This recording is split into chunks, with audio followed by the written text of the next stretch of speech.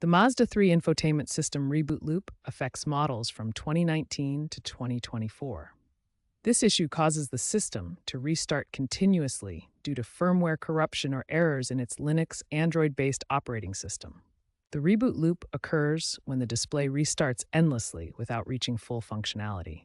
Key causes include incomplete software updates, power fluctuations, or hardware faults like failing capacitors. To address this, start with a soft reset by holding the power button for 10 to 15 seconds. For a more thorough fix, perform a hard factory reset through the infotainment menu, but note this erases personal data. The most effective solution for the Mazda 3 infotainment reboot loop is updating the system's firmware.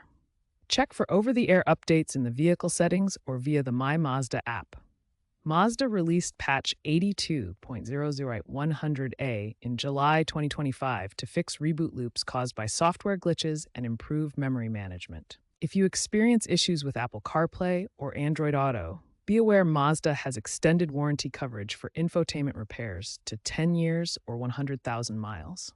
While a full recall hasn't been issued, dealerships offer free diagnostics and resets. The future involves fully OTA-managed systems with AI diagnostics and enhanced cybersecurity, aiming for seamless, cloud-integrated platforms. For older models, reliance on resets and maintenance might persist until the vehicle's end of life. Regularly checking for updates and seeking dealership assistance are vital until complete resolution is achieved.